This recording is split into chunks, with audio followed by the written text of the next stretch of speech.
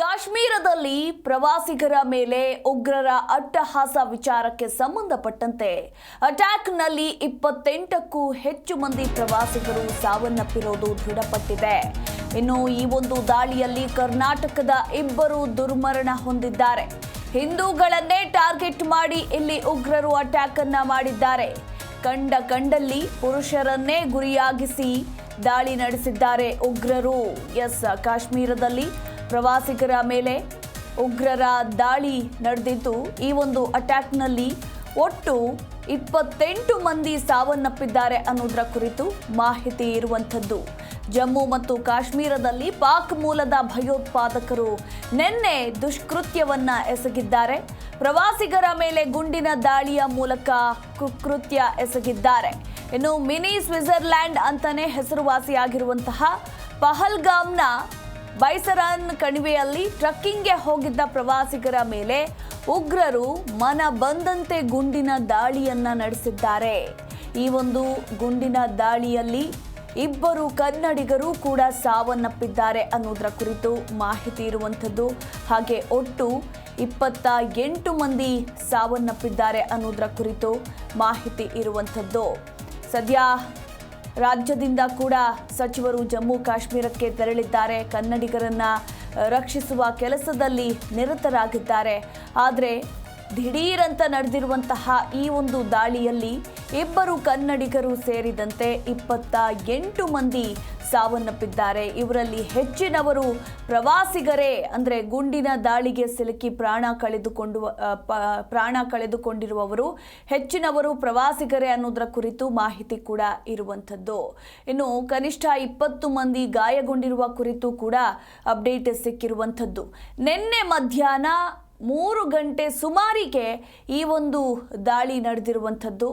ಇನ್ನು ಇತ್ತೀಚಿನ ವರ್ಷಗಳಲ್ಲಿ ನಾಗರಿಕರನ್ನ ಗುರಿಯಾಗಿಸಿಕೊಂಡು ನಡೆದಂತಹ ಇತರೆ ಯಾವುದೇ ದಾಳಿಗಳಿಗಿಂತ ಇದು ದೊಡ್ಡದು ಅಂತ ಜಮ್ಮು ಮತ್ತು ಕಾಶ್ಮೀರದ ಮುಖ್ಯಮಂತ್ರಿ ಒಮರ್ ಅಬ್ದುಲ್ಲಾ ಕೂಡ ಹೇಳಿದ್ದಾರೆ. ಅಮೆರಿಕ ಉಪಾಧ್ಯಕ್ಷ JD ವ್ಯಾನ್ಸ್ ಭಾರತಕ್ಕೆ ಭೇಟಿ ನೀಡಿರುವ ಸಂದರ್ಭದಲ್ಲೇ ಈ ದಾಳಿ ನಡೆದಿದ್ದು. ಪುಲ್ವಾಮಾದಲ್ಲಿ ಭಯೋತ್ಪಾದಕರು 2019ರ ಫೆಬ್ರವರಿಯಲ್ಲಿ ಆತ್ಮಾಹುತಿ ದಾಳಿ ನಡೆಸಿದ ನಂತರ ಅತಿ ದೊಡ್ಡ ದಾಳಿ ಇದು ಅಂತ ಹೇಳಲಾಗಿದೆ. ಅಂದ್ರೆ ಪುಲ್ವಾಮಾ ದಾಳಿಯ ನಂತರ ನಿನ್ನೆ ನಡೆದಿರುವಂತಹ ದಾಳಿಯೇ ಅತಿ ದೊಡ್ಡ ದಾಳಿಯಾಗಿದೆ. ಪಾಕಿಸ್ತಾನದಲ್ಲಿ ನೆಲೆಯಾಗಿರುವ ನಿಷೇಧಿತ ಭಯೋತ್ಪಾದಕ ಸಂಘಟನೆ ಲಷ್ಕರ್ ಎ ತಯ್ಯಾಬ್ದ ಜೊತೆ ನಂಟು ಹೊಂದಿರುವ ದಿ ರೆಸಿಸ್ಟೆನ್ಸ್ ಫ್ರಂಟ್ ಈ ದಾಳಿಯನ್ನ ತಾನೇ ನಡೆಸಿರೋದಾಗಿ ಕೂಡ ಹೇಳಿಕೊಂಡಿದೆ. ಇನ್ನು ಭಯೋತ್ಪಾದಕರು ಜಮ್ಮುವಿನ ಕಿಶ್ತವಾಡದಿಂದ ಕೋಕರ್ನಾಗ್ ಮೂಲಕ ಬೈರಸನ್ಗೆ ಬಂದಿರಬಹುದು ಅಂತ ಕೂಡ ಅಧಿಕಾರಿಗಳು ಊಹಿಸಿದ್ದಾರೆ. ಇನ್ನು ಮತ್ತೊಂದು ಕಡೆ ಸೌದಿ ಅರೇಬಿಯಾ ಭೇಟಿಯಲ್ಲಿದ್ದರು ಪ್ರಧಾನಿ ನರೇಂದ್ರ ಮೋದಿ. ಸದ್ಯ ಈಗ ಅವರಿಗೆ ಭಯೋತ್ಪಾದಕರ ದಾಳಿ ಬಗ್ಗೆ ಕೇಂದ್ರ ಸಚಿವ ಅಮಿತ್ ಶಾ ಕೂಡ ಮಾಹಿತಿಯನ್ನ ನೀಡಿದ್ದಾರೆ. ಇನ್ನು ತುರ್ತು ಸಭೆ ನಡೆಸೋದಾಗಿಯೂ ಕೂಡ ಮೋದಿ ಹೇಳಿದ್ದಾರೆ. ಇನ್ನು ದುಬೈ ಪ್ರವಾಸವನ್ನ ಅರ್ಧಕ್ಕೆ ಮೊಟಕುಗೊಳಿಸಿದ್ದಾರೆ PM ನರೇಂದ್ರ ಮೋದಿ ಅನ್ನೋದರ ಕುರಿತು ಮಾಹಿತಿ ಇರುವಂಥದ್ದು. ಸದ್ಯ ಈ ಒಂದು ದಾಳಿಯ ಫೋಟೋಗಳಿರಬಹುದು, ವಿಡಿಯೋಗಳಿರಬಹುದು, ಸಾಮಾಜಿಕ ಜಾಲತಾಣದಲ್ಲಿ ಫುಲ್ ವೈರಲ್ ಆಗ್ತಿವೆ. ಇನ್ನು ದಾಳಿ ನಡೆಯೋದಕ್ಕೂ ಮೊದಲು ಸ್ಥಳದಲ್ಲಿ ಪರಿಸ್ಥಿತಿ ಸಹಜವಾಗೇ ಇತ್ತು. ಎಂದಿನಂತೆ ಜನರು ಖುಷಿಯಿಂದ ಕಾಲ ಕಳೀತಾ ಇದ್ರು. ಆದರೆ ದಾಳಿಯ ನಂತರದಲ್ಲಿ ಗಮನಿಸ್ತಾ ಇದ್ದೀರಾ ನೀವು ಕೂಡ ದೃಶ್ಯಾವಳಿಗಳಲ್ಲಿ, ಮೃತದೇಹಗಳು ರಕ್ತದ ಮಡುವಿನಲ್ಲಿ ಬಿದ್ದಿದ್ವು. ಜನರು ಸಹಾಯಕ್ಕೆ ಅಂಗಲಾಚ ಇದ್ರು. ಅಲ್ಲಿದ್ದಂತಹ ಪ್ರತ್ಯಕ್ಷದರ್ಶಿಗಳೇ ಈ ಒಂದು ಭಯಾನಕ ಕ್ಷಣಗಳ ಬಗ್ಗೆ ವಿವರವನ್ನ ಹಂಚಿಕೊಂಡಿದ್ದಾರೆ. ಆದರೆ ದಿಢೀರಂತ ತಮ್ಮ ಪಾಡಿಗೆ ತಾವು ಆರಾಮಾಗಿ ಸಂತೋಷದಿಂದ ಕಾಲ ಕಳೀತಾ ಇದ್ದಂತಹ ಫ್ಯಾಮಿಲಿ ಒಂದು ಕಡೆ ಫೋಟೋವನ್ನ ಗಮನಿಸ್ತಾ ಇದ್ದೀರಾ, ಮತ್ತೊಂದು ಕಡೆಯ ಕ್ಷಣಾರ್ಧದಲ್ಲಿ ಯಾವ ರೀತಿ ಚಿತ್ರಣ ಬದಲಾಗುತ್ತೆ ಅನ್ನೋ ಫೋಟೋವನ್ನ ಕೂಡ ನಾವು ನಿಮಗೆ ತೋರಿಸ್ತಾ ಇದ್ದೀವಿ. ನೋಡ್ತಾ ಇರಬಹುದು. ಸದ್ಯ ಈ ಒಂದು ದೃಶ್ಯಾವಳಿಗಳು ಈಗ ಸೋಷಿಯಲ್ ಮೀಡಿಯಾದಲ್ಲಿ ಫುಲ್ ವೈರಲ್ ಆಗ್ತಾ ಇರುವಂಥದ್ದು. ಇನ್ನು ಮತ್ತೊಂದು ಕಡೆ ಸರ್ಕಾರ ಕನ್ನಡಿಗರನ್ನ ಸೇಫ್ ಆಗಿ ಕರೆತರುವುದಕ್ಕೆ ಸಕಲ ರೀತಿಯ ಸಿದ್ಧತೆಗಳು ಕೂಡ ನಡೆಸ್ತಾ ಇದೆ. ಇನ್ನು ಕೇಂದ್ರ ಸರ್ಕಾರವು ಕೂಡ ಈ ಒಂದು ದಾಳಿಯ ಕುರಿತಾಗಿ ಸಮಾಲೋಚನೆಯನ್ನ ನಡೆಸೋದಕ್ಕೆ ಮುಂದಾಗಿದ್ದು ತುರ್ತು ಸಚಿವ ಸಂಪುಟವನ್ನ ಕೂಡ ಇವತ್ತು ಕೈಗೊಳ್ಳಲಿದ್ದಾರೆ ಅನ್ನೋದರ ಕುರಿತು ಮಾಹಿತಿ ಇರುವಂಥದ್ದು.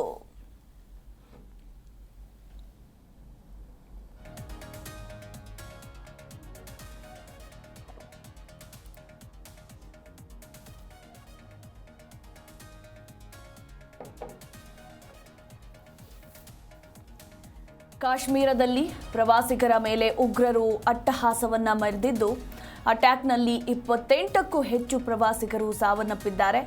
ದಾಳಿಯಲ್ಲಿ ಕರ್ನಾಟಕದ 2 ದುರ್ಮರಣ ಹೊಂದಿದ್ದಾರೆ. ಇನ್ನು ಹಿಂದೂಗಳನ್ನೇ ಟಾರ್ಗೆಟ್ ಮಾಡಿ ಇಲ್ಲಿ ಉಗ್ರರು ಅಟ್ಯಾಕ್ ಅನ್ನ ಮಾಡಿದ್ದಾರೆ. ಕಂಡಲ್ಲಿ ಪುರುಷರನ್ನೇ ದಾಳಿಯಾಗಿಸಿ ನಡೆದಿರುವಂತಹ ದಾಳಿ ಇದಾಗಿದೆ. ಅನಂತನಾಗ್ ಜಿಲ್ಲೆಯ ಪಹಲ್ಗಾಮ್ನಲ್ಲಿ ಪ್ರವಾಸಿಗರ ಮೇಲೆ ಟೆರರ್ ಅಟ್ಯಾಕ್ ನಡೆದಿರುವಂಥದ್ದು. ಅಂದರೆ ಪ್ರವಾಸಕ್ಕೆ ಹೋದವರ ಮೇಲೂ ಭಯೋತ್ಪಾದಕರು ಮನಸ್ಸೋ ಇಚ್ಛೆ ಗುಂಡಿನ ದಾಳಿ ಮಾಡಿದ್ದಾರೆ. ಈ ಒಂದು ಘಟನೆಯಲ್ಲಿ ಒಟ್ಟು 28ಕ್ಕೂ ಹೆಚ್ಚು ಪ್ರವಾಸಿಗರು ಮೃತಪಟ್ಟಿದ್ದಾರೆ. ಇನ್ನು ಲಷ್ಕರ್ ಉಗ್ರ ಸಂಘಟನೆಯ ದಿ ರೆಸಿಸ್ಟೆನ್ಸ್ ಫ್ರಂಟ್ ಈ ದಾಳಿಯ ಹೊಣೆಯನ್ನ ಹೊತ್ತುಕೊಂಡಿದೆ. ಅಂದರೆ ನಾವೇ ಈ ದಾಳಿಯನ್ನ ಮಾಡಿರೋದು ಅಂತ ಹೇಳ್ಕೊಂಡಿದ್ದಾರೆ. ಲಷ್ಕರ್ ಎ ತೊಯ್ಬಾದ ಅಂಗ ಎಂದು ಕರೆಯಲ್ಪಡುವ TRF ಜಮ್ಮು ಕಾಶ್ಮೀರದಲ್ಲಿ 370 ಅಂದರೆ 370 ಆರ್ಟಿಕಲ್ ರದ್ದು ಬಳಿಕ ಈ ದಿ ರೆಸಿಡೆನ್ಸ್ ಫ್ರಂಟ್ ಅಸ್ತಿತ್ವಕ್ಕೆ ಬಂದಿದೆ. ಇನ್ನು ಪಹಲ್ಗಾಮದಲ್ಲಿ ದಾಳಿ ನಡೆಸಿದವರನ್ನ ಸುಮ್ಮನೆ ಬಿಡೋ ಮಾತೇ ಇಲ್ಲ ಅಂತ ಇತ್ತ ಪ್ರಧಾನಿ ಮೋದಿ ಹಾಗೆ ಅಮಿತ್ ಶಾ ಖಡಕ್ ಎಚ್ಚರಿಕೆಯನ್ನ ಕೂಡ ಕೊಟ್ಟಿದ್ದಾರೆ. ಉಗ್ರರಿಂದ ದಾಳಿ ಆಗ್ತಾ ಇದ್ದಂತೆ ಭಾರತೀಯ ಸೇನೆ ಪ್ರದೇಶವನ್ನ ಸುತ್ತುವರೆದಿದ್ದು ಕಾರ್ಯಾಚರಣೆಯನ್ನ ಕೂಡ ನಡೆಸ್ತಾ ಇದ್ದಾರೆ. ಈ ಕುರಿತು ನಮ್ಮ ಪ್ರತಿನಿಧಿ ಅನಂತರಾಮಯ್ಯ ಇನ್ನೂ ಹೆಚ್ಚಿನ ಮಾಹಿತಿಯನ್ನ ನೀಡ್ತಾರೆ. ಅನಂತರಾಮ್, ಕಾಶ್ಮೀರದಲ್ಲಿ ಮತ್ತೆ ಉಗ್ರರ ಅಟ್ಟಹಾಸ ಮುಂದುವರೆದಿದೆ. ಸದ್ಯದ ಮಾಹಿತಿ ಪ್ರಕಾರ 28ಕ್ಕೂ ಹೆಚ್ಚು ಮಂದಿ ಸಾವನ್ನಪ್ಪಿದ್ದು ಅದರಲ್ಲಿ 2 ಕನ್ನಡಿಗರು ಕೂಡ ಇದ್ದಾರೆ. ಸದ್ಯ ರಕ್ಷಣಾ ಕಾರ್ಯ ಯಾವ ರೀತಿ ಜರುಗ್ತಾ ಇದೆ? ಸದ್ಯದ ಅಪ್ಡೇಟ್ ಏನಿದೆ? ಮಧುಮಾಲ, ಏನಂದ್ರೆ ಇದು ಕಾಶ್ಮೀರದ ಅನಂತನಾಗ್ ಜಿಲ್ಲೆಯಲ್ಲಿ ನಡೆದಿರುವಂತಹ ಒಂದು ಘಟನೆ. ಇದು ಭಾರತ ಮಾತ್ರವಲ್ಲದೆ ವಿಶ್ವಾದ್ಯಂತ ಈ ಒಂದು ಉಗ್ರರ ಅಟ್ಟಹಾಸಕ್ಕೆ ಖಂಡನೆ ವ್ಯಕ್ತವಾಗಿದೆ. ಏನು ಪಾಕಿಸ್ತಾನದ ಈ ಒಂದು ಏನು ಒಳಸಂಚು ಅಥವಾ ಪಾಕಿಸ್ತಾನ ಈ ಒಂದು ದುಷ್ಕೃತ್ಯವನ್ನ ಎಸಗ್ತಾ ಇದೆ. ಪಾಕಿಸ್ತಾನ ಎಲ್ಲೋ ಒಂದ್ ಕಡೆ ಟೆರರಿಸಂ ಅನ್ನ ಪೋಷಣೆ ಮಾಡ್ತಾ ಇದೆ, ಟೆರರಿಸಂಗೆ ಸಪೋರ್ಟ್ ಮಾಡ್ತಾ ಇದೆ ಅನ್ನೋದಕ್ಕೆ ಇದಕ್ಕಿಂತಲೂ ಹೆಚ್ಚಿನ ಉದಾಹರಣೆಗಳು ಬೇಕಾಗಿಲ್ಲ. ಯಾಕೆಂದ್ರೆ ನಾವು ಹಿಂದಿನ ಹಲವಾರು ಘಟನೆಗಳನ್ನ ನೋಡಿದಾಗ ಏನು 2000ದಿಂದಲೂ ಕೂಡ ಸುಮಾರು ಹಲವಾರು ಘಟನೆಗಳು ಮೇಲಿಂದ ಮೇಲೆ ಆಗ್ತಲೇ ಇದಾವೆ.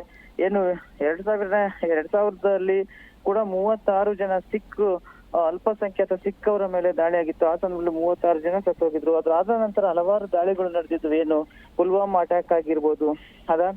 ಅದಾದ ನಂತರಲ್ಲೂ ಕೂಡ ಸಾಕಷ್ಟು ದಾಳಿಗಳಲ್ಲಿ ಪಾಕಿಸ್ತಾನ ತನ್ನ ದುಷ್ಕೃತ್ಯವನ್ನು ಎಸಗ್ತಾ ಬಂದಿದ್ದು. ಅದ್ರ ಜೊತೆಗೆ ಏನು ಈ ಒಂದು ಭಯೋತ್ಪಾದನೆಯನ್ನ ಪೋಷಣೆ ಮಾಡ್ತಾ ಬರ್ತಾ ಇದೆ ಅನ್ನೋದಕ್ಕೆ ಇದಕ್ಕಿಂತಲೂ ಕೂಡ ಹೆಚ್ಚಿನ ಒಂದು ನಿದರ್ಶನಗಳು ಬೇಕಾಗಿಲ್ಲ. ಇದಕ್ಕೆ ಏನು ಸಪೋರ್ಟ್ ಅನ್ನು ನೀಡುವಂತೆ ನಿನ್ನೆ ಕೂಡ ನಡೆದಿರುವಂತದ್ದು ಅನಂತನಾಗ್ ಜಿಲ್ಲೆನಲ್ಲಿ 28 ಜನ ಏನು ವಿವಿಧ ಭಾಗಗಳಿಂದ ಅಂದ್ರೆ ಕರ್ನಾಟಕ, ಒಡಿಶಾ, ಮಹಾರಾಷ್ಟ್ರ ಸೇರಿದಂತೆ ದೇಶದ ಹಲವಾರು ಭಾಗಗಳಿಂದ ಏನು ಪ್ರವಾಸಿಗರು ಅನಂತನಾಗ್ ಜಿಲ್ಲೆಯ ಈ ಒಂದು ಏನು ಪಹಲ್ಗಾಮ್ ಸ್ಥಳಕ್ಕೆ ಬಂದಿದ್ರು. ಅದು ಒಂದು ರೀತಿಯಾಗಿ ಕರ್ನಾಟಕದ ಒಂದು ಸ್ವಿಟ್ಜರ್ಲ್ಯಾಂಡ್ ಅಂತಲೇ ಹೇಳ್ಬೋದು. ಅಂತ ಒಂದು ಆಕರ್ಷಣೀಯವಾಗಿರುವಂತಹ ಒಂದು ಸ್ಥಳ.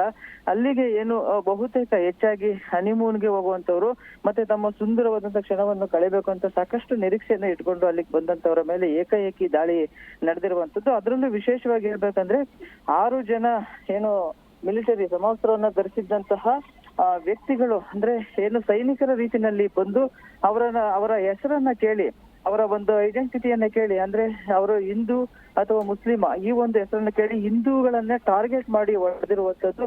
ಇದರಲ್ಲಿ ಕರ್ನಾಟಕದಿಂದ ಏನು ಭರತ್ ಭೂಷಣ್ ಆಗಿರ್ಬೋದು, ಶಿವಮೊಗ್ಗದ ಮಂಜುನಾಥ್ ಮತ್ತು ಅವರ ಪತ್ನಿ ಪಲ್ಲವಿ, ಇನ್ನೂ ಒಂದು ಪ್ರಮುಖವಾಗಿ ನೋಡಿ ಈ ಶಿವಮೊಗ್ಗದ ರಿಯಲ್ ಎಸ್ಟೇಟ್ ಉದ್ಯಮಿ ಆಗಿರುವಂತ ಮಂಜುನಾಥ್ ಮತ್ತೆ ಅವರ ಪತ್ನಿ ಪಲ್ಲವಿ, ಅದ್ರ ಜೊತೆಗೆ ಮಗ ಅವರು ಕೂಡ ಪ್ರವಾಸಕ್ಕೆ ಹೋಗಿದ್ರು. ಈ ಸಂದರ್ಭದಲ್ಲಿ ಅವರು ಕೇಳಿದ್ರಂತೆ ಅವ್ರಿಗೆ, ಯಾರಿಗೆ ಭಯೋತ್ಪಾದಕನಿಗೆ, ಏನು ನಮ್ಮ ಪತಿಯನ್ನ ಕೊಂದಿದ್ಯಾ, ನಮ್ಮನ್ನೇ ಉಳಿಸಿದ್ಯಾ, ನಮ್ಮನ್ನು ಕೊಲ್ಬಿಡು ಅಂತ ಹೇಳಿ ಕೇಳಿದಾಗ ಆ ಒಬ್ಬ ಸೈನಿಕ ಎಷ್ಟರ ಮಟ್ಟಿಗೆ ಅವರು ಉದ್ದಟತನದ ಉತ್ತರವನ್ನ ಕೊಟ್ಟಿದ್ದಾರೆ ಅಂತ ಅಂದ್ರೆ, ಇದನ್ನ ನಿಮ್ಮನ್ನು ಉಳಿಸಿರೋದು ಯಾಕೆಂದ್ರೆ ನೀವು ಈ ವಿಚಾರವನ್ನ ಮೋದಿಗೆ ಹೇಳಿ ಅಂತ ಹೇಳ್ಬಿಟ್ಟು ಹೇಳಿದ್ದಾರೆ ಅಂತಂದ್ರೆ ಇದಕ್ಕೆ ತಕ್ಕ ಪ್ರತ್ಯುತ್ತರವನ್ನ ಭಾರತ ನೀಡಬೇಕಾಗತ್ತೆ. ಆ ನಿಟ್ಟಿನಲ್ಲಿ ಪ್ರಧಾನಿ ಮೋದಿ ಅವರು ಕೂಡ ಏನು ಈ ಒಂದು ಘಟನೆ ಆದ ಕೂಡಲೇ ಟ್ವೀಟ್ ಅನ್ನ ಮಾಡೋದ್ರ ಮುಖಾಂತರವಾಗಿ ನಾವು ಇದಕ್ಕೆ ತಕ್ಕ ಪ್ರತೀಕಾರವನ್ನ ತೀರ್ಸ್ಕೊಂತೀವಿ. ಯಾವ ರೀತಿಯಾಗಿ ಪುಲ್ವಾಮಾ ಘಟನೆಗೆ ನಾವು ಪ್ರತೀಕಾರವನ್ನ ತೀರ್ಸ್ಕೊಂಡ್ವು ಅದೇ ರೀತಿಯಾದಂತಹ ಪ್ರತೀಕಾರವನ್ನ ಈ ಒಂದು ಘಟನೆಗೂ ಕೂಡ ನಾವು ತೀರಿಸ್ಕೊಂತೀವಿ ಅಂತ ಹೇಳ್ಬಿಟ್ಟು ಅವರು ಟ್ವೀಟ್ ಅನ್ನ ಮಾಡಿದ್ರೆ. ಅದ್ರ ಜೊತೆಗೆ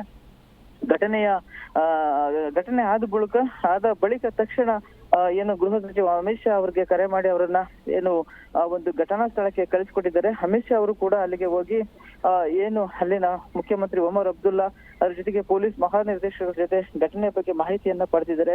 ಅದರ ಜೊತೆಗೆ ಈಗೇನು ಈ ಒಂದು ನಡುವೆ ಏನು ಪ್ರಧಾನಿ ನರೇಂದ್ರ ಮೋದಿ ಅವರು ಸೌದಿ ಅರೇಬಿಯಾಕ್ಕೆ ವಿಸಿಟ್ ಅನ್ನ ಮಾಡಿದ್ರು, ಅಲ್ಲಿಂದಲೂ ಕೂಡ ಅವ್ರ ಮಾಹಿತಿಯನ್ನ ಏನು ಪ್ರತಿ ಕ್ಷಣದ ಅಪ್ಡೇಟ್ಸ್ ಅನ್ನ ತಗೊಳ್ತಾ ಇದ್ರು. ಏನು ಸೌದಿ ಅರೇಬಿಯಾದ ಪ್ರವಾಸವನ್ನ ಮೊಟಕುಗೊಳಿಸಿ ಇವತ್ತು ಪ್ರಧಾನಿ ಮೋದಿ ಅವರು ಕೂಡ ವಾಪಸ್ ಭಾರತಕ್ಕೆ ಬರುವಂತಹ ಸಾಧ್ಯತೆ ಇದೆ. ಇಲ್ಲಿ ಭಾರತಕ್ಕೆ ಬಂದ ನಂತರವಾಗಿ ಏನು ಅತ್ಯುನ್ನತ ಮಟ್ಟದ ಸಭೆಯನ್ನು ನಡೆಸಿ ಇದಕ್ಕೆ ಪ್ರತೀಕಾರವನ್ನ ತೀರಿಸಿಕೊಳ್ಳುವ ನಿಟ್ಟಿನಲ್ಲಿ ಚರ್ಚೆಯನ್ನ ಮಾಡ್ತಾರೆ. ಇದರ ಜೊತೆಗೆ ಮತ್ತೊಂದು ವಿಚಾರ ಏನಪ್ಪಾ ಅಂತಂದ್ರೆ, ಅಮೆರಿಕದ ಏನು ವೈಸ್ ಪ್ರೆಸಿಡೆಂಟ್ JD ವ್ಯಾನ್ಸ್ ಅವರು ಭಾರತಕ್ಕೆ ಬಂದಿರುವಂತಹ ಸಂದರ್ಭದಲ್ಲಿ ಈ ಒಂದು ಘಟನೆ ನಡೆದಿರುವಂತದ್ದು ಕೂಡ ಒಂದ್ ರೀತಿ ಅಮೆರಿಕಕ್ಕೂ ಕೂಡ ಇದು ತೀರಾ ಅಂದ್ರೆ ಏನು ಟ್ರಂಪ್ ಕೂಡ ಇದನ್ನ ಘಟನೆಯನ್ನ ಖಂಡಿಸಿ ನಾವು ಭಾರತಕ್ಕೆ ಸಪೋರ್ಟ್ ಅನ್ನ ಮಾಡ್ತೀವಿ, ಉಗ್ರರನ್ನ ಸದೆಬಡಲಿಕ್ಕೆ ಯಾವ ರೀತಿಯಾದಂತಹ ಸಪೋರ್ಟ್ ಅನ್ನ ಬೇಕು ಅದೆಲ್ಲವನ್ನೂ ಕೂಡ ನಾವು ಭಾರತಕ್ಕೆ ಕೊಡ್ತೀವಿ ಅಂತ ಹೇಳ್ಬಿಟ್ಟಿದ್ರೆ, ಈ ಬಗ್ಗೆ ಪ್ರಧಾನಿ ಮೋದಿ ಅವ್ರ ಜೊತೆಗೂ ಕೂಡ ನಾವು ಮಾತಾಡ್ತೀವಿ ಅಂತ ಮೋದಿ ಅವರು ಹೇಳಿದ್ದಾರೆ. ಈಗ ಏನು ಕರ್ನಾಟಕದ ಬಗ್ಗೆ, ಕರ್ನಾಟಕದಲ್ಲಿ ಹೋಗಿರುವಂತಹ ಸ್ಥಳೀಯರನ್ನ ರಕ್ಷಣೆ ಮಾಡೋಕ್ಕೋಸ್ಕರ ಅವ್ರ ಫ್ಯಾಮಿಲಿ ಅವ್ರನ್ನ ಸೇಫ್ ಆಗಿ ಕರ್ಕೊಂಡ್ಬರೋ ದೃಷ್ಟಿಯಿಂದಾಗಿ ಕರ್ನಾಟಕ ಸರ್ಕಾರ ಮುಖ್ಯಮಂತ್ರಿ ಸಿದ್ದರಾಮಯ್ಯನವರು ಸಂತೋಷ್ ಲಾಡ್ ಅವ್ರನ್ನ ನಿಯೋಜನೆ ಮಾಡಿದ್ದಾರೆ. ಸಂತೋಷ್ ಲಾಡ್ ಅವರು ಇವತ್ತು ಬೆಳಗಿನ ಜಾವನೆ ಹುಬ್ಬಳ್ಳಿ ವಿಮಾನ ನಿಲ್ದಾಣದಿಂದ ಅವರು ಏನು ಜಮ್ಮು ಕಾಶ್ಮೀರಕ್ಕೆ ಹೊರಟಿದ್ದಾರೆ, ಅಲ್ಲಿ ಅವರನ್ನ ರಕ್ಷಣೆ ಮಾಡಲಾಗ್ತಿದೆ. ಏನು ಒಟ್ಟಾರೆ ಹೇಳ್ಬೇಕಂದ್ರೆ ಈ ಒಂದು ಪಾಕಿಸ್ತಾನದ ದುಷ್ಕೃತ್ಯ, ಅದ್ರ ಜೊತೆಗೆ ಮತ್ತೊಂದು ಪ್ರಮುಖವಾಗಿ ನಾವು ಗಮನಿಸಬೇಕಾಗಿರುವಂತಹ ವಿಚಾರ ಏನಪ್ಪಾ ಅಂದ್ರೆ, ಏನು ತೆಹೂರ್ ರಾಣಾ ಅವನನ್ನ ಏನು ಅಮೆರಿಕ ಹಸ್ತಾಂತರ ಮಾಡಿದ ನಂತರದಲ್ಲಿ ಅದರ ಜೊತೆಗೆ ಇಲ್ಲಿ ಮುಖ್ಯವಾಗಿ ಗಮನಿಸಬೇಕಾಗಿರೋ ವಿಚಾರ ಏನಪ್ಪಾ ಅಂತ ಅಂದ್ರೆ 370 2019ರಲ್ಲಿ 370 ಆರ್ಟಿಕಲ್ ಅನ್ನ ಜಾರಿಗೆ ತಗೊಂಬಂದ ನಂತರದಲ್ಲಿ ಅದಕ್ಕೆ ಈ ಒಂದು ಘಟನೆ ನಡೆದಿದೆ ಅಂತ ಹೇಳ್ಬಿಟ್ಟು ಇದಕ್ಕೆ ನಾವು ಪ್ರತೀಕಾರ ತೀರ್ಸ್ಕೊಂಡಿದೀವಿ ಅಂತ ಹೇಳ್ಬಿಟ್ಟು ಇದರ ಹೊಣೆಯನ್ನ TRF ಸಂಘಟನೆ ಹೊತ್ತಿದೆ. TRF ಸಂಘಟನೆ ಬಂದ್ಬಿಟ್ಟು ಏನು ಲಷ್ಕರ್ ಇ ತೊಯ್ಬಾ ಏನಿದೆಯಲ್ಲ ಆ ಒಂದು ಸಂಘಟನೆಯ ಒಂದು ಸಪರೇಟ್ ವಿಂಗ್ ಅಂತ ಹೇಳಲಾಗ್ತಿದೆ. ಅವರೇ ನಾವೇ ಈ ಒಂದು ಘಟನೆಯನ್ನ ಮಾಡಿದೀವಿ, ಇದಕ್ಕೆ ನಾವೇ ಪ್ರತೀಕಾರವನ್ನು ತೀರ್ಸ್ಕೊಂಡಿದೀವಿ ಅಂತ ಹೇಳ್ಬಿಟ್ಟು ಈ ಒಂದು ಕ್ಲೈಮ್ ಮಾಡಿದ್ದಾರೆ ಈ ಒಂದು ಭಯೋತ್ಪಾದನಾ ದಾಳಿಯ ಕೃತ್ಯವನ್ನ. ಒಟ್ಟಾರೆ ಹೇಳ್ಬೇಕಂದ್ರೆ ಈ ಒಂದು ಘಟನೆ ನಿಜಕ್ಕೂ ಕೂಡ ಪಾಕ್ನ ಒಂದು ಅವರ ಒಂದು ಹೇಯ ಕೃತ್ಯವನ್ನ, ಅದರಲ್ಲೂ ಕೂಡ ಏನು ಅಮಾಯಕ ಪ್ರವಾಸಿಗರನ್ನ ಗುರಿಯಾಗಿಸಿಕೊಂಡು ಅವರ ಮೇಲೆ ದಾಳಿಯನ್ನ ಮಾಡಿರೋದು, ಅವ್ರನ್ನ ಕೊಂದಿರೋಂಥದ್ದು ತುಂಬಾ ಏನು ಹೇಯ ಕೃತ್ಯ. ಇದಕ್ಕೆ ವಿಶ್ವದಾದ್ಯಂತ ಏನು ಪ್ರತಿಭಟನೆ ವ್ಯಕ್ತವಾಗಿದೆ, ಅದ್ರ ಜೊತೆಗೆ ಖಂಡನೆ ವ್ಯಕ್ತವಾಗಿದೆ. ಇದನ್ನ ಪ್ರತಿಯೊಬ್ಬ ಪ್ರಜೆನೂ ಕೂಡ, ಅದರಲ್ಲೂ ಕೂಡ ವಿಶೇಷವಾಗಿ ಭಾರತ ಯಾವ ರೀತಿಯಾಗಿ ನಾವು ಅದ್ರ ಜೊತೆಗೆ ನೋಡಿ, ಸೌದಿ ಆಗಿರ್ಬೋದು, ಇತ್ತೀಚೆಗೆ ಮೋದಿ ಕೂಡ ಏನು ಪಾಕಿಸ್ತಾನಕ್ಕೆ ವಿಸಿಟ್ ಮಾಡಿ ಎಲ್ಲೋ ಒಂದ್ ಕಡೆ ಸೌಹಾರ್ದತೆಯ ಮಾತುಕತೆಯನ್ನ ನಡೆಸಿ ಭಾರತ ಇಂತ ಒಂದು ಘಟನೆಯನ್ನ ಅಂದ್ರೆ ಎಲ್ಲಿ ನಿಗ್ರಹ ಮಾಡ್ಬೇಕು, ಭಯೋತ್ಪಾದನೆಯನ್ನ ದೇಶದಿಂದಲೇ ಕಿತ್ತೊಗಿಬೇಕು ಅನ್ನೋ ಒಂದು ಟೈಮಲ್ಲಿ ಪದೇ ಪದೇ ಇಂತ ಒಂದು ಘಟನೆಗಳಾಗ್ತಾ ಇರೋದು ನಿಜಕ್ಕೂ ಕೂಡ ಒಂದು ದುರದೃಷ್ಟಕರ. ಇದನ್ನ ಅದ್ರ ಜೊತೆಗೆ ಇನ್ನೊಂದು ಮುಖ್ಯವಾಗಿ ಗಮನಿಸಬೇಕಾಗಿರುವಂತಹ ವಿಚಾರ, ಆಸಿಫ್ ಏನು ಅಲ್ಲಿನ ಪಾಕಿಸ್ತಾನಿ ಆರ್ಮಿ ಕೆಲ 4-5 ದಿನಗಳ ಹಿಂದೆ ಅಷ್ಟೇ ಏನು ಕಾಶ್ಮೀರ ಯಾವತ್ತೂ ಕೂಡ ನಮ್ಮನ್ನ ಕೈ ಬಿಡಬಾರ್ದು ಅಂತ ಹೇಳ್ತಿದ್ರು. ಆ ಸಂದರ್ಭದಲ್ಲಿ ಅವ್ರ ಸ್ಟೇಟ್ಮೆಂಟ್ ಕೊಟ್ಟಂತಹ 4-5 ದಿನಗಳ ನಂತರ ಈ ಒಂದು ಅಟ್ಯಾಕ್ ಆಗಿರೋದು ಎಷ್ಟು ಮಟ್ಟಿಗೆ ಆ ಪಾಕ್ ಬೆಂಬಲ ನೀಡ್ತಿದೆ ಅನ್ನೋಕೆ ಇದಕ್ಕಿಂತ ಸಾಕ್ಷಿ ಮತ್ತೊಂದು ಬೇಕಾಗಿಲ್ಲ. ಒಟ್ಟಾರೆ ಹೇಳ್ಬೇಕಂದ್ರೆ ಈ ಒಂದು ಘಟನೆ ತೀರಾ ದುರದೃಷ್ಟಕರ ಆಗಿದೆ. ಒಂದು ಮೃತರ ಆತ್ಮಕ್ಕೆ ಶಾಂತಿ ಸಿಗ್ಲಿ, ಅದ್ರ ಜೊತೆಗೆ ಅವರೆಲ್ಲರನ್ನೂ ಕೂಡ ಸುರಕ್ಷಿತವಾಗಿ ಕರ್ಕೊಂಬರೋ ನಿಟ್ಟಿನಲ್ಲಿ ಪ್ರಯತ್ನಗಳು ನಡೀಲಿ. ಆ ನಿಟ್ಟಿನಲ್ಲಿ ಕರ್ನಾಟಕ ಸರ್ಕಾರ, ಅದ್ರ ಜೊತೆಗೆ ಭಾರತ ಸರ್ಕಾರ ಕೂಡ ಕೈ ಜೋಡಿಸಿ ಕ್ರಮವನ್ನು ಕೈಗೊಂಡಿದ್ದಾರೆ. Madhumala. Yes, thank you Anantharam ನಿಮ್ಮೆಲ್ಲ ಮಾಹಿತಿಗಾಗಿ. यहाँ पे उसने बोला कि शायद मुस्लिम नहीं है, उसने उसको गोली मार दी। नहीं आप टेंशन मत लो। अब बेटा आप यहाँ पे रहो, हम साथ में। अपने आप बोले ना मुझे पर थी, क्या बोलते भेलपुरी खा रही थी, मेरा पति साइड में था, एक इंसान है उसने उसको गोली मार दी। यहाँ पे उसने बोला कि शायद मुस्लिम नहीं है, उसने उसको गोली मार दी। नहीं आप टेंशन मत लो। अब बेटा आप यहाँ पे रहो, हम साथ में। अपने आप बोले ना मुझे पर थी, क्या बोलते भेलपुरी खा रही थी, मेरा पति साइड में था, एक इंसान है उसने उसको गोली मार दी। यहाँ पे उसने बोला कि शायद मुस्लिम नहीं है, उसने उसको गोली मार दी। नहीं आप टेंशन मत लो। अब बेटा आप यहाँ पे रहो। ಬೆಂಗಳೂರಿನ ಭರತ್ ಭೂಷಣ್ ಉಗ್ರರ ಗುಂಡಿಗೆ ಬಲಿಯಾಗಿರುವ ದುರ್ದೈವಿ. ಈ ಒಂದು ದಾಳಿಯಲ್ಲಿ 28ಕ್ಕೂ ಹೆಚ್ಚು ಮಂದಿ ಸಾವನ್ನಪ್ಪಿದ್ದು ಅದರಲ್ಲಿ 2 ಕರ್ನಾಟಕದವರಾಗಿದ್ದಾರೆ. ಇನ್ನು 2 ಪೈಕಿ ಒಬ್ಬರು ಬೆಂಗಳೂರಿನ ಮೂಲದವರು. ಭರತ್ ಭೂಷಣ್ ಅಂತ ಹೇಳಿ ಅವರ ಹೆಸರು. ಪ್ರಕಾಶ್ ಕೋಳಿವಾಡ ತಂಗಿಯ ಗಂಡನ ಸ್ನೇಹಿತ ಭರತ್ ಅಂತ ಹೇಳಲಾಗಿದೆ. ಇನ್ನು ಈ ಒಂದು ದಾಳಿಯಲ್ಲಿ 3 ವರ್ಷದ ಮಗು ಹಾಗೆ ಹೆಂಡತಿ ಪಾರಾಗಿದ್ದಾರೆ. ಭರತ್ ಭೂಷಣ್ ಸಾಫ್ಟ್ವೇರ್ ಉದ್ಯೋಗಿಯಾಗಿದ್ರಂತೆ. ಬೆಂಗಳೂರಿನ ಭದ್ರಪ್ಪ ಲೇಔಟ್ನಲ್ಲಿ ವಾಸ ಮಾಡ್ತಾ ಇದ್ರು. ಇನ್ನು ಸದ್ಯ ಭರತ್ ಭೂಷಣ್ ಮನೆ ಬಳಿ ಪೊಲೀಸರನ್ನ ನಿಯೋಜನೆಗೊಳಿಸಿದ್ದು ಬ್ಯಾರಿಕೇಡ್ ಅನ್ನ ಹಾಕಿ ಸಿದ್ಧತೆಯನ್ನ ನಡೆಸ್ತಾ ಇದ್ದಾರೆ ಪೊಲೀಸರು ಅನ್ನೋದ್ರ ಕುರಿತು ಮಾಹಿತಿ ಸಿಕ್ಕಿದೆ. ನೋಡಿ, ಭರತ್ ಹಾಗೆ ಆತನ ಹೆಂಡತಿ ಇನ್ನು ಅವರ 3 ವರ್ಷದ ಕಂದಮ್ಮ ಜಮ್ಮು ಕಾಶ್ಮೀರಕ್ಕೆ ಪ್ರವಾಸಕ್ಕೆ ಅಂತ ಹೇಳಿ ತೆರಳಿರ್ತಾರೆ. ಈ ಸಂದರ್ಭದಲ್ಲಿ ಉಗ್ರರು ಭರತ್ ಭೂಷಣ್ರನ್ನ ಕೊಂದಿದ್ದಾರೆ. ಹೀಗಾಗಿ ಈ ಒಂದು ದಾಳಿಯಲ್ಲಿ 3 ವರ್ಷದ ಮಗು ಹಾಗೆ ಹೆಂಡತಿ ಅಪ್ಪ ಮತ್ತೆ ಗಂಡನನ್ನ ಕಳೆದುಕೊಂಡು ಬಡವಾಗಿದ್ದಾರೆ. ಇತ್ತ ಭರತ್ ಭೂಷಣ್ ಮನೆ ಬಳಿ ಪೊಲೀಸರನ್ನ ನಿಯೋಜನೆಗೊಳಿಸಲಾಗಿದ್ದು ಬ್ಯಾರಿಕೇಡ್ಗಳನ್ನು ಹಾಕಿ ಸಿದ್ಧತೆಯನ್ನ ನಡೆಸಿಕೊಳ್ತಾ ಇದ್ದಾರೆ. ಇನ್ನು ಭರತ್ ಭೂಷಣ್ ನಿವಾಸಕ್ಕೆ ಒಂದು ಕಡೆಯಿಂದ ಸಂಬಂಧಿಕರು ಕೂಡ ಆಗಮನಿಸ್ತಾ ಇದ್ದಾರೆ. ಇತ್ತ ಭರತ್ ತಂದೆ ತಾಯಿ ಇಬ್ಬರಿಗೂ ಕೂಡ ಆರೋಗ್ಯ ಸರಿ ಇಲ್ವಂತೆ. ಈವರೆಗೂ ಕೂಡ ಮಗನ ಸಾವಿನ ವಿಷಯವನ್ನ ಕುಟುಂಬಸ್ಥರು ಭರತ್ ತಂದೆ ತಾಯಿಗೆ ತಿಳಿಸಿಲ್ಲ ಅನ್ನೋದ್ರ ಕುರಿತು ಕೂಡ ಮಾಹಿತಿ ಇದೆ. ಒಂದು ಕಡೆ ತಂದೆ ತಾಯಿ ಇಬ್ಬರಿಗೂ ಕೂಡ ಹುಷಾರಿಲ್ಲ, ಅಂದರೆ ಅವರ ಆರೋಗ್ಯ ಸರಿ ಇಲ್ಲ. ಇನ್ನು ಮಗನ ಸಾವಿನ ವಿಚಾರವನ್ನ ಕೇಳಿಕೊಂಡ್ರೆ ಅಥವಾ ಗೊತ್ತಾಗ್ಬಿಟ್ರೆ ಅವರ ಪರಿಸ್ಥಿತಿ ಹೇಗಿರುತ್ತೆ ಅಂತ ಊಹಿಸೋದಕ್ಕೂ ಕೂಡ ಸಾಧ್ಯವಾಗದೆ ಕುಟುಂಬಸ್ಥರು ಮಗನ ಸಾವಿನ ವಿಚಾರವನ್ನ ತನ್ನ ತಂದೆ ತಾಯಿಗೆ ತಿಳಿಸಿಲ್ವಂತೆ. ಅಂದರೆ ಭರತ್ ತಂದೆ ತಾಯಿಗೆ. ಕಾಶ್ಮೀರದಲ್ಲಿ ಉಗ್ರರ ಅಟ್ಟಹಾಸ ಪ್ರಕರಣಕ್ಕೆ ಸಂಬಂಧಪಟ್ಟಂತೆ ಇಲ್ಲಿ ಭರತ್ ಭೂಷಣ್ ಉಗ್ರರ ಗುಂಡಿಗೆ ಬಲಿಯಾಗಿದ್ದು, ಇತ್ತ ಒಂದು ಕಡೆ ಬೆಂಗಳೂರಿನ ಅವರ ಮನೆ ಮುಂದೆ ಪೊಲೀಸರನ್ನ ನಿಯೋಜನೆಗೊಳಿಸಲಾಗಿದ್ದು ಬ್ಯಾರಿಕೇಡ್ಗಳನ್ನು ಹಾಕಿ ಪೊಲೀಸರು ಸಿದ್ಧತೆಯನ್ನು ನಡೆಸಿಕೊಳ್ತಿದ್ದಾರೆ. 41 ವರ್ಷ ವಯಸ್ಸಾಗಿತ್ತು ಭರತ್ ಭೂಷಣ್. ಅವರಿಗೆ ಮುದ್ದಾದ 3 ವರ್ಷದ ಒಂದು ಮಗು ಕೂಡ ಇತ್ತು. ಸದ್ಯ 3 ವರ್ಷದ ಮಗು ಮತ್ತು ಅವರ ಪತ್ನಿ ಸುಜಾತ ಪ್ರಾಣಾಪಾಯದಿಂದ ಪಾರಾಗಿದ್ದಾರೆ. ಅಲ್ಲಿನ ಸ್ಥಳೀಯ ಆಡಳಿತದಲ್ಲಿ ತಂಗೋದಕ್ಕೆ ಅಧಿಕಾರಿಗಳು ವ್ಯವಸ್ಥೆಯನ್ನ ಕೂಡ ಕಲ್ಪಿಸಿಕೊಟ್ಟಿದ್ದಾರೆ. ಅನಂತನಾಗ್ ಎಂಬ ಭಾಗದಲ್ಲಿ ತಂಗಲು ವ್ಯವಸ್ಥೆಯನ್ನ ಕಲ್ಪಿಸಿಕೊಡಲಾಗಿದೆ ಅನ್ನೋದರ ಕುರಿತು ಮಾಹಿತಿ ಇರುವಂಥದ್ದು.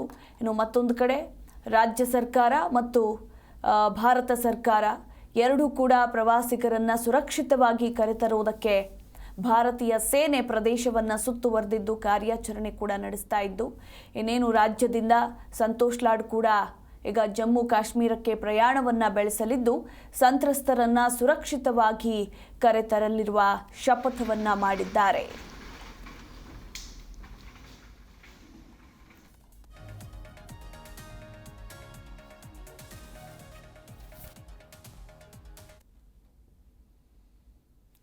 ಕಾಶ್ಮೀರದಲ್ಲಿ ಉಗ್ರರ ದಾಳಿಗೆ ಕನ್ನಡಿಗರು ಸಿಲುಕಿರುವ ವಿಚಾರಕ್ಕೆ ಸಂಬಂಧಪಟ್ಟಂತೆ ಇನ್ನು ಸಚಿವ ಸಂತೋಷ್ ಲಾಡ್ ಜಮ್ಮು ಕಾಶ್ಮೀರಕ್ಕೆ ಪ್ರಯಾಣವನ್ನ ಬೆಳೆಸಲಿದ್ದಾರೆ.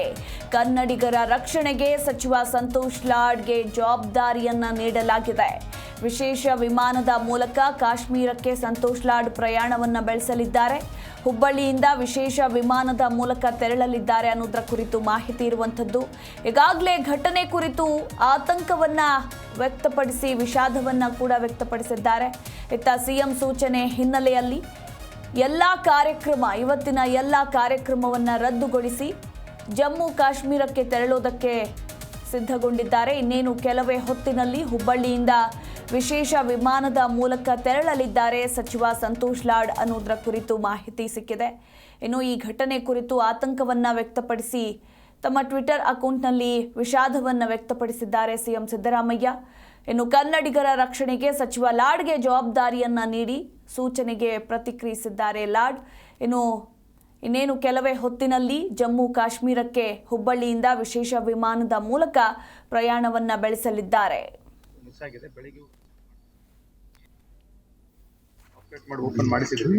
ಸೊ ಒಂದು ಏರ್ಕ್ರಾಫ್ಟ್ ಡೆಲ್ಲಿಯಿಂದ ಬರ್ಬೋದು, ಹೈದರಾಬಾದಿಂದ ಬರ್ಬೋದು, ಮುಂಬೈನಿಂದ ಬರ್ಬೋದು. ಇನ್ನೊಂದು ಹಾಫ್ ಅನ್ ಅವರ್ನಲ್ಲಿ ಕನ್ಫರ್ಮ್ ಆಗುತ್ತೆ. ಮೋಸ್ಟ್ ಪ್ರಾಬ್ಲಿ 3 o'clock ಇಲ್ಲಿ ಏರ್ಕ್ರಾಫ್ಟ್ ಬರ್ತಕ್ಕಂಥ ಸಾಧ್ಯತೆ ಇದೆ. ಇಲ್ಲಿಂದ ನಾನು ಡೈರೆಕ್ಟ್ ಶ್ರೀನಗರ್ಗೆ ಹೋಗ್ತೀನಿ. So Srinagar I should reaching at 5:30. ಇದ್ದಾರೆ. ಈಗ ಚೈತನ್ ಅವ್ರಿಗೆ ಮಾತಾಡಿದೆ. ಅಲ್ಲಿ ಅವ್ರಿಗಿರ್ತಕ್ಕಂಥದ್ದು ಕನ್ಫರ್ಮ್ಡ್ ಮೋರ್ಲೆಸ್ 3 ಜನ ಹೀರೋಗಿದ್ದಾರೆ ಅಂತ ಕನ್ಫರ್ಮ್ಡ್ ಇದೆ.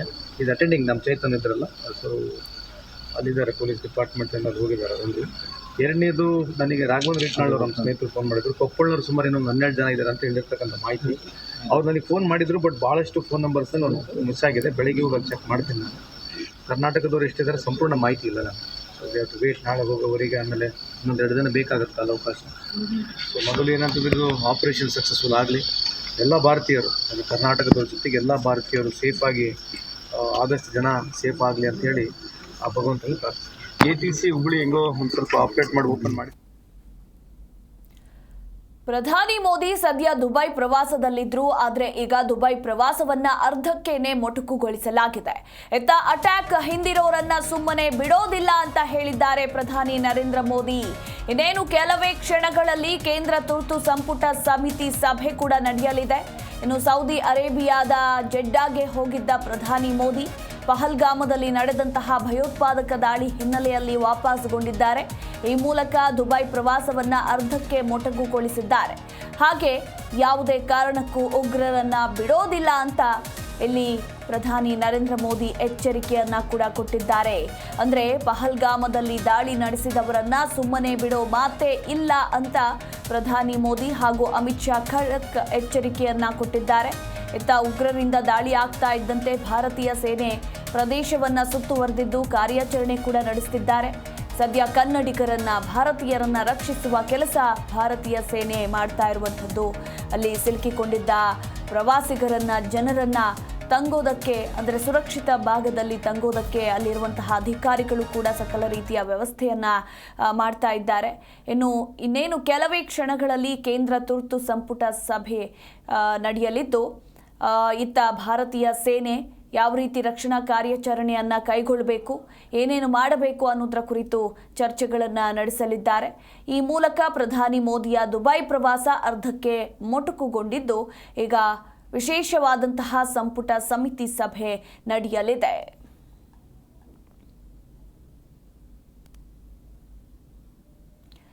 ನೋಡಿ, ಗಮನಿಸ್ತಾ ಇದ್ದೀರಾ ದೃಶ್ಯಾವಳಿಗಳಲ್ಲಿ, ಒಂದು ಕಡೆ ಸೌದಿ ಅರೇಬಿಯಾದ ಜೆಡ್ಡಾಗೆ ಹೋಗಿದ್ದ ಪ್ರಧಾನಿ ನರೇಂದ್ರ ಮೋದಿ ಈಗ ವಾಪಸ್ ಬಂದಿದ್ದಾರೆ. ಈಗೇನು ದೆಹಲಿ ಅಂಗಳದಲ್ಲಿ ಕೆಲವೇ ಕ್ಷಣಗಳಲ್ಲಿ ಕೇಂದ್ರ ತುರ್ತು ಸಂಪುಟ ಸಮಿತಿ ಸಭೆ ನಡೆಯಲಿದ್ದು ಫುಲ್ ಡೀಟೇಲ್ಸ್ ಅನ್ನು ಪಡೆದುಕೊಳ್ಳಲಿದ್ದಾರೆ. ಅಂದರೆ ದಾಳಿಯ ಫುಲ್ ಡೀಟೇಲ್ಸ್ ಅನ್ನು ಪಡೆದುಕೊಂಡು ಪ್ರವಾಸಿಗರನ್ನ ಯಾವ ರೀತಿ ರಕ್ಷಿಸಬೇಕು, ಪರಿಸ್ಥಿತಿ ಯಾವ ರೀತಿ ಇದೆ, ಯಾವ ರೀತಿ ನಿಯಂತ್ರಣಕ್ಕೆ ತರಬೇಕು ಅನ್ನೋದರ ಕುರಿತಾಗಿ ಸುದೀರ್ಘವಾಗಿ ಚರ್ಚೆಗಳು ನಡೆಯಲಿದೆ. ಇದ್ರ ಬೆನ್ನಲ್ಲೇ ನಿನ್ನೆ ಟ್ವೀಟ್ ಮೂಲಕ ಖಡಕ್ ಎಚ್ಚರಿಕೆಯನ್ನ ಕೊಟ್ಟಿದ್ದಾರೆ ಪ್ರಧಾನಿ ನರೇಂದ್ರ ಮೋದಿ. ಯಾವುದೇ ಕಾರಣಕ್ಕೂ ಪಹಲ್ಗಾಮದಲ್ಲಿ ದಾಳಿ ನಡೆಸಿದವರನ್ನ ಸುಮ್ಮನೆ ಬಿಡೋ ಮಾತೇ ಇಲ್ಲ ಅಂತ ಹೇಳಿ ಖಡಕ್ ಎಚ್ಚರಿಕೆಯನ್ನ ಕೊಟ್ಟಿದ್ದಾರೆ. ನಿನ್ನೆ ನಡೆದಿರುವಂತಹ ಈ ಒಂದು ಅಟ್ಯಾಕ್ನಲ್ಲಿ ಒಟ್ಟು 28ಕ್ಕೂ ಹೆಚ್ಚು ಮಂದಿ ಪ್ರವಾಸಿಗರು ಮೃತಪಟ್ಟಿದ್ದು, ಅದರಲ್ಲಿ 2 ಕನ್ನಡಿಗರಾಗಿದ್ದಾರೆ. ಲಷ್ಕರ್ ಎ ತೊಯ್ಬಾದ ಅಂಗ ಎಂದು ಕರೆಯಲ್ಪಡುವ TRF ಜಮ್ಮು ಕಾಶ್ಮೀರದಲ್ಲಿ 370 ಆರ್ಟಿಕಲ್ ರದ್ದು ಬಳಿಕ ದಿ ರೆಸಿಸ್ಟೆನ್ಸ್ ಫ್ರಂಟ್ ಅಸ್ತಿತ್ವಕ್ಕೆ ಬಂದಿದೆ.